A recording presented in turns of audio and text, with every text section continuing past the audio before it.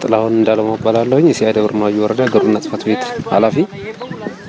እንግዲህ በዛሬው ዕለት የአንድ ጀንበር ተከላ እያደረግን ነው የምንገኘው። እንደ ወረዳችን ጥቅል በንቅናቄ የምናስተክልበት አንዱ አባያ ቀበሌ ጋራመዬ ተፋሰስ ነው አሁን የምንገኝበት።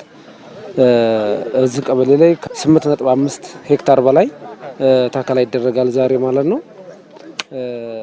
ጥቅል እንደ ወረዳ እንግዲህ ከ224 ሄክታር በላይ እንተክላለን። በዚህም 1.4 ሚሊዮን ችግኝ ለመትከል በቅድ ይዘን እየሰራን ነው። በ13ቱም የገጠር ቀበሌዎች እየተተከለ ነው የሚገኘው። አሁን እንግዲህ እንደ ወረዳችን በዚህ በጀት ዓመት ስንመለከት 8 ሚሊዮን 440 ሺህ ችግኝ ለመትከል አቅደን እስካሁን ከሐምሌ 2 ከማስጀመሪያ ፕሮግራሙ ጀምሮ ከ7 ሚሊዮን በላይ ተክለናል። በዛሬው ዕለት በአንድ ጀንበር ብቻ 1.4 ሚሊዮን ነው የምንተክል። ዛሬ ደግሞ የዚሁ አካል የሆነው በንቅናቄ ማህበረሰቡም ጥቅል መንግስት ሰራተኛው እና አመራሩ በጥቅል በንቅናቄ እየተከልን ያለንበት ሁኔታ ነው ያለው። ይሄ በሁሉም ቀበሌ ነው ያለ ማለት ነው። ተጠናክሮ ይቀጥላል። እንግዲህ በዘንድሮ ዓመት የምንተክለውን 8.4 ሚሊዮን ችግኝ መትከል ብቻ ሳይሆን መንከባከብ ላይ በደንብ ከጊዜ ወደ ጊዜ እያደገ መምጣት ያለበት የስራ ባህል መሆን መቻል አለበት ማለት ነው። በዘንድሮ ዓመት ተስፋን እንትከል በሚል መሪ ቃል የምንተክለው ችግኝ ነው።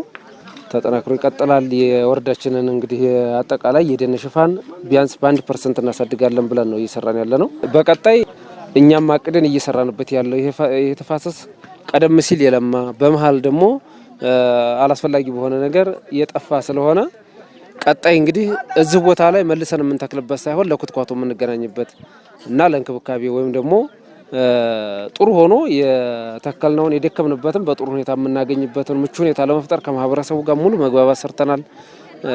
እስካሁን የተከልናቸውን ማየት ይቻላል። በጥሩ ሁኔታ ነው ያሉት። ይሄ ተጠናክሮ ይቀጥላል ማለት ነው። ጥበቃው ሰለሞን ያደት ይባላል። ወፊ ጎጥ አባያ ቀበሌ ነኝ።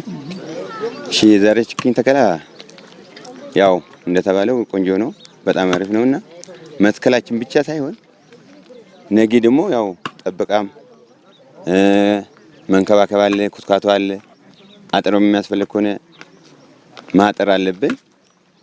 ያው ይሄንን ደግሞ እኛ ብቻ ሳይሆን ወረዳም ከኛ ጋር እርዳታ አድርጎ ድጋፍ አድርጎልን መንከባከብ አለብን። እንደ ተከልነው እንደዚሁ መንከባከብ አለብን የሚል ሀሳብ ነው ያለኝ። እስካሁን እንደውም በጠፋ በጣም እየተጸጸተ ነው ህዝቡ፣ እኛም እየተጸጸን ነው። አሁን ደግሞ እንደዛው እንደነበረ ለመተካት አላማ አለን፣ እቅድ አለን። ከኩትኳቶ ከተኮተኮተ መሬቱ ችግኝ ተቀባይነት ስላለው በቃ አሁን ቢያንስ ቋቅሜ ያለ ፍልሰታ ውስጥ የተወሰነ አንድ ጊዜ መኮትኮት አለበት። እንደዚህ መትከል ተክሎ መሄድ ብቻ አይደለም፣ የትኩረት ተደርጎ መኮትኮት አለበት።